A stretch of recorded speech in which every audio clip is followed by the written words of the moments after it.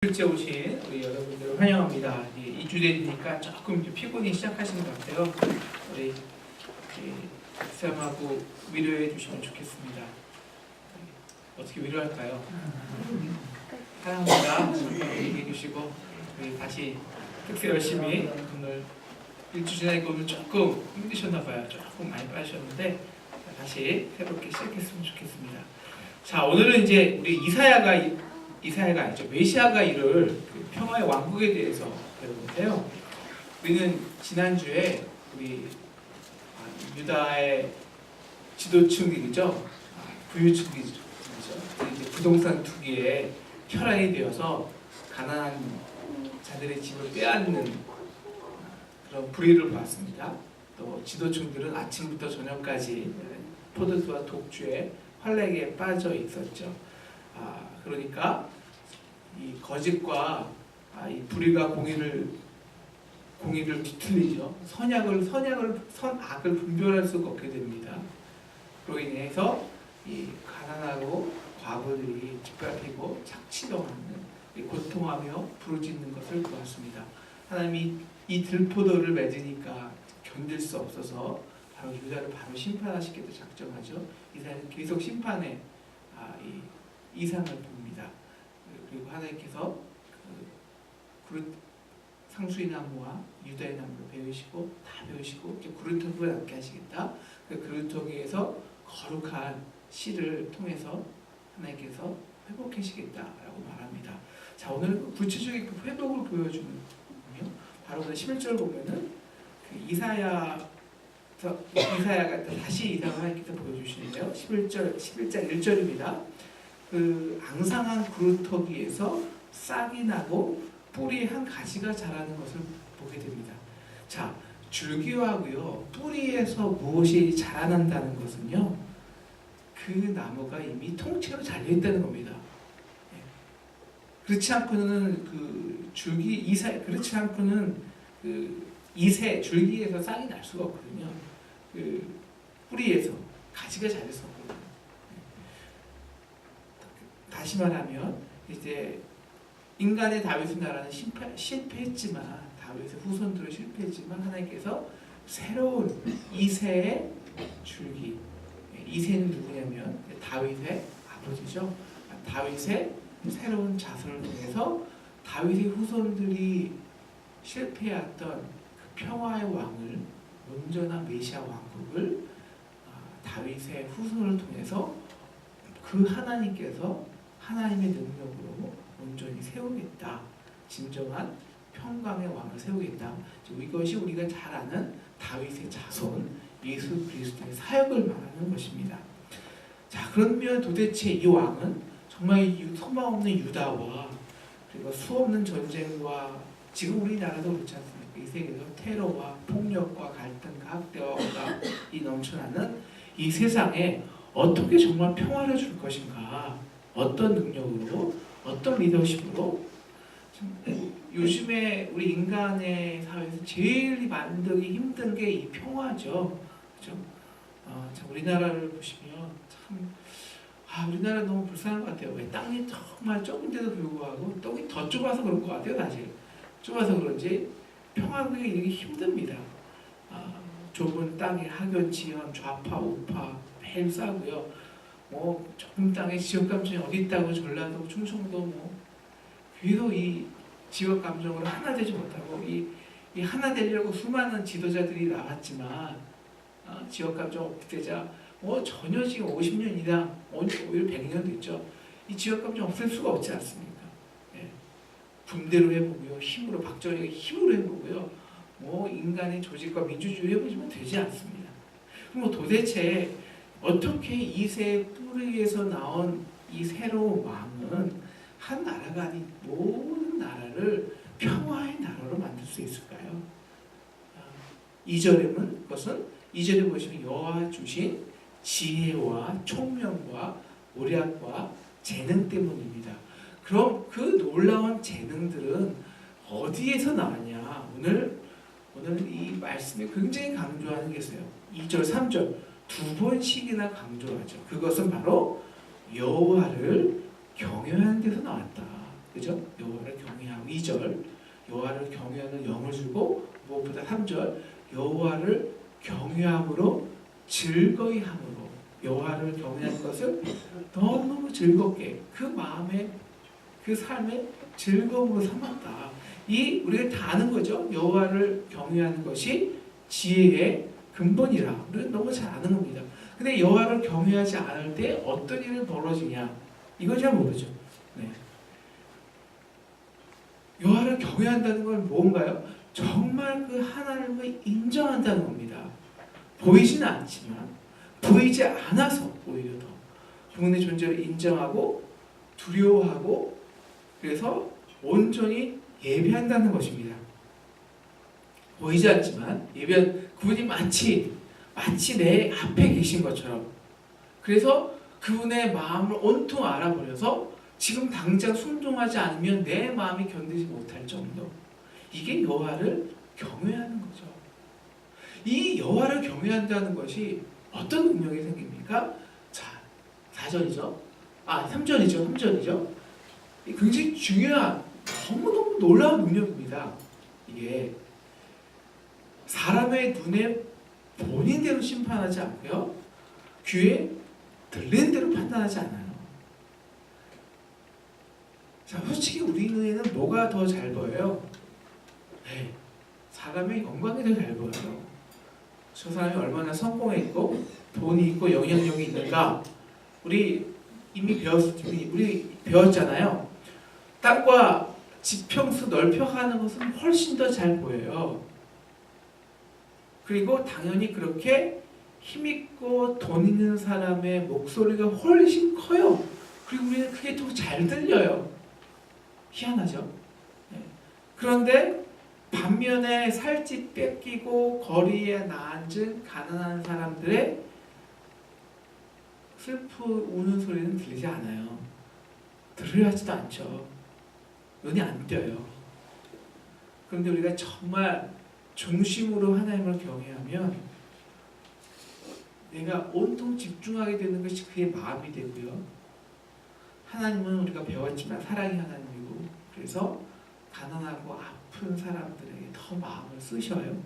그 마음이 우리에게 와요. 그러면 우리가 예전에 듣지 못했던 보지 못했던 것들이 보여요. 옛날에는 내가 어떻게 아파트 평수 늘릴까? 집 숫자 늘릴까? 다 그렇다니까 오늘 이 이사에서 말씀 그렇다는 거죠. 그런데 지금은 뭐가 보여요? 그렇게 하느라 내가 무심하게 쫓아냈던 세입자들이 보여요. 옛날에는 내가 무엇을 자녀 먹을까? 몇백만짜리 옷을 입힐까? 명품을 입힐까? 막 그런 걸로 생각했다면 지금은 단 몇천 원이 없어서 오늘 배를 쥐고 아픈 배를 쥐고 자야 되는 그런 아이들이 더 마음이 쓰이기 시작해요. 위대한 겁니다. 여러분 우리 이사야 배웠잖아요. 이사야의 모든 죄의 중심은 뭐냐면 보지 못하는 데예요. 듣지 못하는 데거든요. 여러분 일주도 벌써 수많은 내용이 있지만 다 이거 아닙니까? 그죠? 여러분 우리 친구 형제 오늘 열심히 읽을 텐데 우리 책자에 그 앞에 이사야 안내 있잖아요. 열심히 한번 읽어보세요. 적어도 4번을 읽어야 돼요. 그래야지 말씀이 쉽게 들어오고 마음이 더 쉽게 들어오는데요. 다 자기가 듣고 자기가 보고 싶은 걸 보니까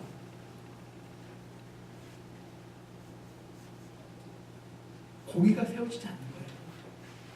자신 범죄하고 파멸의 길을 가는데 몰라요.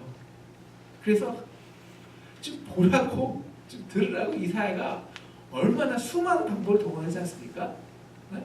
노래까지 하고요, 시까지 만들고요, 네? 비주얼하게 보여주고요, 게시하고요, 온갖 방법을 다 세우잖아요. 네? 근데 안 들어요. 자, 그러니까 더 공의는 틀어지고요, 더 불의는 넘쳐나죠. 그런데 우리가 하나님의 마음을 하나님을 경외해서 하나님의 마음으로 보고 들으니 가난한 자들의 작은 신임이 더 마음에 크게 울리는 거예요. 그래서 4절 보면은 공의가 세워지는데요. 공의로 판단할 수 있어요. 그들의 억울함을 헤아리고 그들의 신원을 풀어주는 거죠. 목소리 큰 사람보다 세상의 힘과 권력, 의지에서 막 들이대는 사람보다 오히려 어떤 사람을 볼 수 있냐면 묵묵히, 정직히, 잠잠히 하나님이 하실 공의를 기다리는 사람, 겸손한 사람이거든요. 그 겸손한 사람의 정직을 통찰할 수 있어요. 말 안 해도.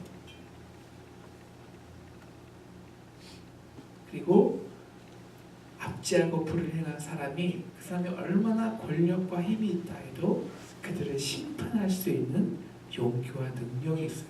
자, 이게 4절이죠. 공의가 세워지는 거예요. 바로 우리가 5절에서 나온 것처럼 우리가 공의, 즉 이 하나님을 온전히 경외하는 자는 그 중심에 뭐의 띠를 띄운다? 공의의 띠를 띄운다. 여러분, 띠는요, 사람의 허리에 띠는요, 사람의 마음가짐, 중심을 잡아주는 겁니다. 그죠? 그러니까 이 하나님을 경외할 때 우리가 이 공의가 이 공의로 우리의 중심을 삼을 수 있는 거죠. 그런 사람은 놀라운 지혜와 모략으로 보이는 것이 아닌 사람의 중심까지, 그리고 여러 가지 문제의 핵심까지 찌르러 볼 수 있는 영적인 능력이라는 거죠. 영적인 놀라운 통찰력을 갖게 해줍니다. 여러분, 이 세상의 역사에서 우리 역사도 참 역사를 잘 제가 시간 날 때마다 역사를 많이 공부하려고 노력하는데요. 이 한 역사에서 한 나라가 발전하고 부강해지고 행복한 나라가 되는 가장 근원이 뭘까요? 가장 근원이 그것은 공의입니다. 물론 맨 처음에 공의가 무너져서 잘 사는 사람은 더 잘 살게 되고 빈부의 격차가 커지고 그래서 가난한 사람과 이런 사람들이 좀 더 힘들게 되면 맨 처음에는 발전해요. 맨 처음에는. 하지만 정확히 30년을 넘어가십니다. 역사상. 그런데 하나님을 경외하고 5절같이 공의를 허리쯤 삼잖아요. 그러면 그때서야 비로소 어떤 나라가 세워지냐. 우리 6절이죠. 6절. 그때 우리가 잘 아는 평화의 나라가 세워집니다. 여러분, 이 세상에서 가장 끔찍하고 악랄한 평화가 있어요. 그것은 무슨 평화일까요? 그것은 공의가 없는 평화예요. 그 진짜 속 깊은 곳에는 고아와 과부들이 없는 자들이 씨름하는데 겉으로는 평화예요. 시끄럽지 않고요. 잘 돌아가요. 질서가 유지되는 것 같아요. 이게 끔찍한 거거든요. 왜? 법으로, 사회 통념으로, 교육으로, 문화, 예술로, 그 밖의 힘으로 아주 그 구조를 당연시하게 되고 그 당연한 구조에서 이제 착취당하는 사람들마다 공의를 그 불법을 행하고 반대로 그것을 당하는 사람도 그게 너무 오래돼서 당연하다고 생각하는. 그래서 오히려 자발적으로 순종하는 거죠. 모든 사람이 그 시스템. 끔찍한 거죠. 여러분 생각해 보세요. 자, 우리 부부관계에 있어요. 형제관계도 있고요. 심지어 한 나라의 여러 집단도 있고요. 우리 교회도 그래요. 자, 한쪽은 계속 손해봐요. 부부에서. 한쪽은 계속 맞아요. 네? 맞기만 해요. 그런데 이렇게 말해요. 내가 참아야 돼. 가정의 평화를 위해서. 네? 나라의 평화를 위해서 우리가 참아야 돼. 여러분, 이게 평화예요. 네? 평화 아니거든요. 그것은 더 끔찍한 공포를 가져줍니다. 그래서 6, 8절을 보세요. 우리가 6, 8절 너무 잘하는 거예요. 노래도 있죠. 네? 네, 제 노래 까먹었는데. 이것은 온전한 공의와 평화가 나타나는 나라예요. 자, 어린 양과 이리와 어린 양이 함께 뛰놀아요. 그죠? 표범과 어린 염소가 함께 누워 있어요. 뒹굴러요. 자, 송아지와 어린 사자, 살찐 짐승이 사자와 같이 있어요. 자, 이들의 관계를 잘 보세요. 이들의 관계를. 어떤 관계예요? 네? 잘 먹는 관계죠. 한쪽은 일방적으로 먹고 한쪽은 일방적으로 당하는 그런 관계예요. 이걸 우리가 약육강식의 세계라고 그러죠. 약육강식. 그렇죠? 오로지 힘센 자만 살아남고 연약한 자들은 다 죽는 먹이가 되는. 네. 그리고 그 다음에 하나의 더 관계가 있는데요. 그것은 뭐냐면 어린아이와 독사예요. 인간 중에서 가장 연약한 인간과 독사의 관계죠. 근데 어린아이가 손을 집어넣어도 안 물어요. 이것은 뭐냐면 우리가 나중에 설명했지만 인간과 독사는요, 우리 창세기부터 원수 관계예요. 원수 관계가 깨진다는 거예요. 네? 7절에 암소와 곰 역시 공존이 불가능해요. 약육강식이니까. 일방적으로 당하니까. 근데 평화는요, 뭐냐면 이 약육강식, 한쪽이 일방적으로 당하는 관계가 다 사라져요. 그래야 평화하는 거예요. 공의가 이루어져야 평화가 가능해요. 공의 없이는요, 평화는 있을 수 없어요. 거짓 평화예요. 로마의 평화죠. 이제 이 땅에 역사적으로 가장 평화가 오래 유지된 적은 있어요. 그것은 뭐냐? 로마가 온 시대를 힘으로 정복했을 때. 그걸 로만 팍스라고 하죠. 그게 평화일까요? 아니죠. 자, 그런데 어떻게 해서 이런 평화가 이루어질 수 있었냐? 어떻게 해서 세상에 양과 이리가 함께 누워? 말이 돼? 근데 이게 어떻게 가능해? 어떻게 가능할 게 성경에 있어요. 볼까요? 7절이죠. 어떻게 이 약육강식이 다 사라져 버렸어요? 어떻게 이런 일이 일어났어요? 7절에 보시면 여러분 별로 사람이 없으니까 한번 기다릴 수 있을 것 같아요. 누가? 어떻게? 정답이죠. 네, 7절에서만. 어떻게 그것뿐만 아니라 어떻게 이리와 송아지가 같이 있냐고요. 아니, 이리와 양이, 염소와 늑대가, 사자와 송아지가 어떻게 같이 있을 수 있냐고. 사자 풀을 먹어요. 사자 풀을 먹으니까 가능한 거예요. 사자가 약한 자를 먹지 않고요. 다 풀을 먹어요. 여러분, 이게 우리 눈에는 가능해? 이게 말이 돼? 라고 생각하죠. 근데 여러분, 창세기를 잘 보세요. 저 어제 창세기 보고 놀랐어요.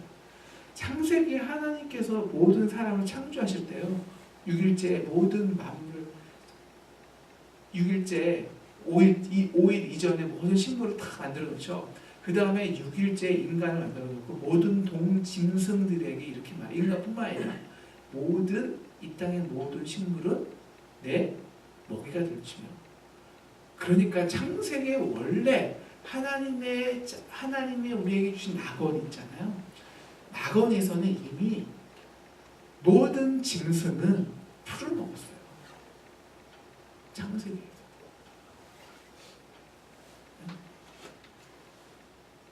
다시 말하면 하나님의 공의가 회복되면 이 창세기 낙원이 회복되는 거예요. 모든 사람이 이 풀을 먹어요. 다시 말하면 이게 풀을 먹는 것은 우리가 먹고 삶으로 해서 피 흘림이 없다는 거거든요. 우리가 경쟁함으로써 일방적으로 어떻게 해서 먹고 살 게 없으니까, 먹을 게 없으니까 풀을 못 먹으니까, 풀을 못 먹게 되니까 이게 안 맞으니까요. 저주받은 거죠. 어떻게 해요? 서로 물고 뜯어야 돼요. 그러다 보니까 이 땅이 이 약육 이 땅이 뭐냐면 약육강식의 세계로 바뀐 거예요. 하나님이 주신 것을 먹다 보고 먹을 게 없어지니까 하나님이 주신 걸 못 먹으니까 그러니까 서로하다 물고 뜨고 싸워서 먹으려고 그러다 보니까 가장 약한 자가 가장 가난한 자가 뒤처지고 희생양이 되고 피를 흘리는 거죠. 약육강식. 그런데 이 공의를 이렇게 이루다 보니까 여호와를 경외해서 공의를 이루다 보니까 하나님 원래의 창조 낙원이 회복돼요. 여러분 이게 지금 다른 말 같지만 잘 생각해 보시면 철저하게 우리 사회예요. 우리 인간 사회예요. 왜? 우리 인간 사회가 철저히 약육강식의 세계예요. 우리 1등만 사라졌잖아요. 그잖아요. 솔직히 말해서 1등만 사라졌고요. 지금 이 시대에도 FTA다 보다 물론 FTA를 잘해야죠. 왜냐면 살아날 수 없으니까 이 세계에서는. FTA를 잘하면 다른 그 좀 시스템은 FTA는 결국 가장 FTA는 이 사람 모든 프레이드 트레이드는 결국 부한 사람이 부자 되는 거거든요. 가난한 사람 더 가난화되고 FTA는 이런 세계예요. 어쩔 수 없어요 지금. 그렇게 효율적이니까 인터내셔널 트레이드라는 게 그렇게 효율적이니까 힘이 센 인간은 효율적이고 힘이 세지면 효율적이 되고 그렇게 되면 계속 점점점 이 공의가 정말 공의의 통치자가 나타나지 않으면요.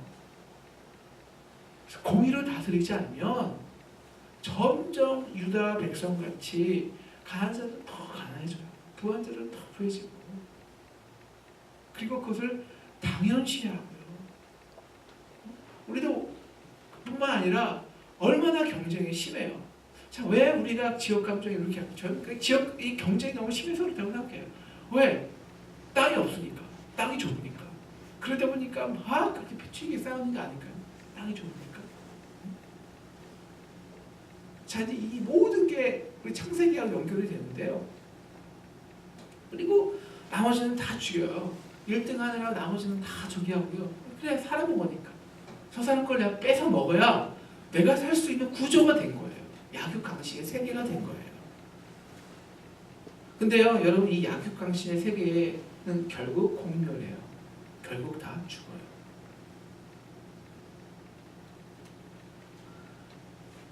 어디서부터 이 불의와 화평이 깨졌을까요? 왜 우리가 이 실낙원을 했을까요? 그것은 아담과 하와 때문이죠. 그렇죠? 아담과 하와이고요. 아담과 하와가 여러분 이 실낙 이 뭐는 뭐죠? 이 금단에 얼려 있는 거죠. 이 선악과 갑자기 선악과를 먹죠. 예? 선악과는 하나님께 왜 줬어? 우리 선악과를 생각할 때 막 이렇게 왜 그걸 줘서 왜 먹게? 라고 생각할 수도 있지만 여러분 선악과는 하나님의 명령이에요.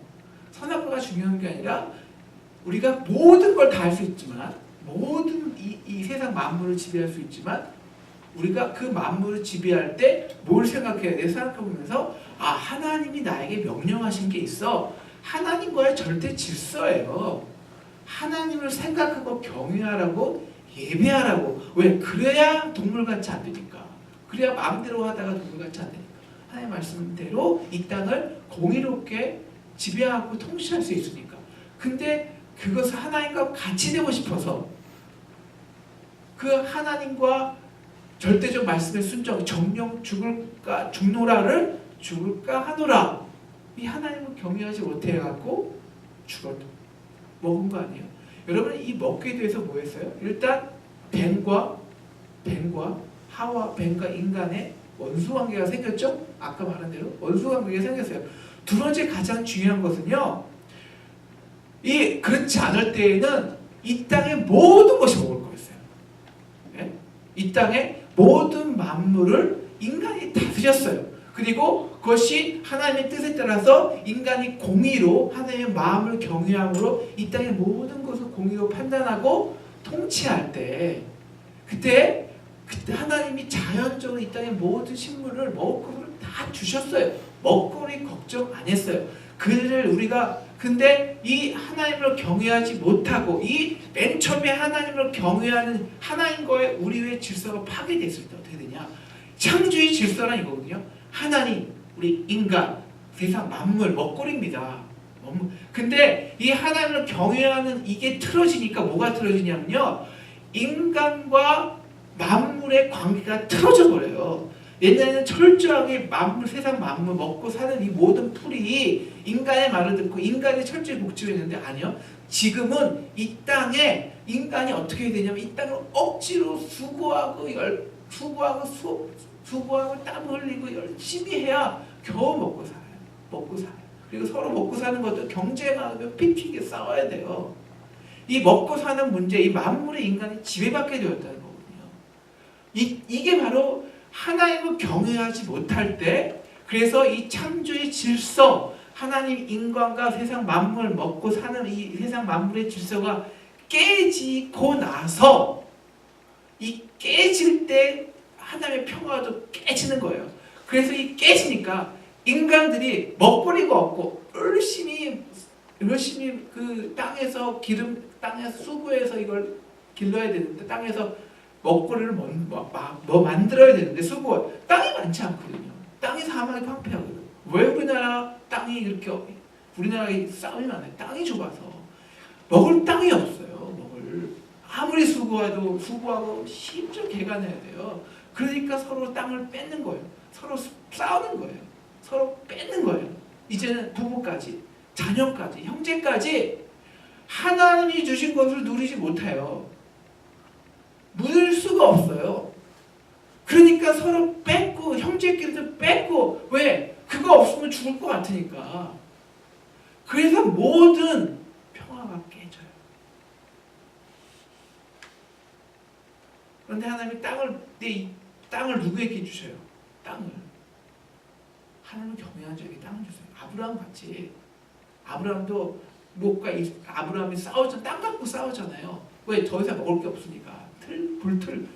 풀들이, 동물들이 먹을 게 없으니까. 그런데 하나님 경외하고 하나님 주실 거 바라고 가니까 그 모든 땅이 아브라함 땅 돼요. 경외하는 자에게 이 땅을 만드는 창조의 능력이 생기고요.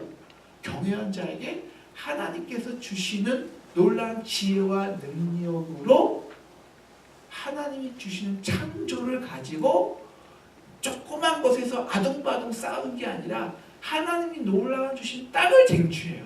그러니까 먹거리 걱정 없어요. 이게 성경적이고요. 그래서 언제나 이 공의를 읽는 사람들이 실제적으로 법 제도에서 공의를 이룰 때요. 훨씬 더 많은 부함을 얻어요. 왜? 사람이 창조적이게 되고요. 협력하게 되고요. 하나님이 주신 창조성을 통해서 새로운 데를 수많은 땅을 개척해요. 수많은 먹거리를 창조하고요. 수많은 기업을 세우고요. 서로 피튀기게 싸우지 않아요.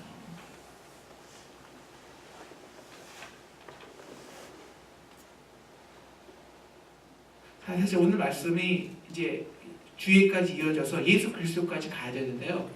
그 시간이 너무 많이 걸려요. 그래서 오늘은 그냥 구약 속에서만.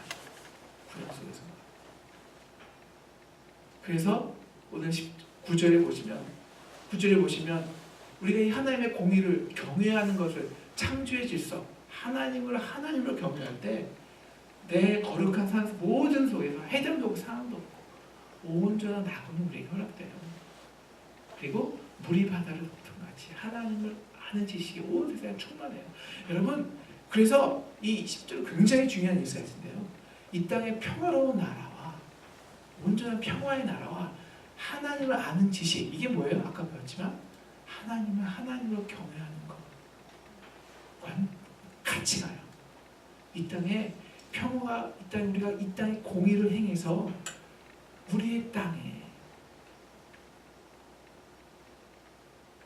공의가 넘쳐나면 이 땅에 하나님을 아는 지식이 바다가 물을 덮은 것, 바다를 덮은 것 같이, 물이 바다 덮은 것 같이 충만해져. 같이 가요. 그럼 우리가 이 평화를 어떻게 얻을까요? 평화를.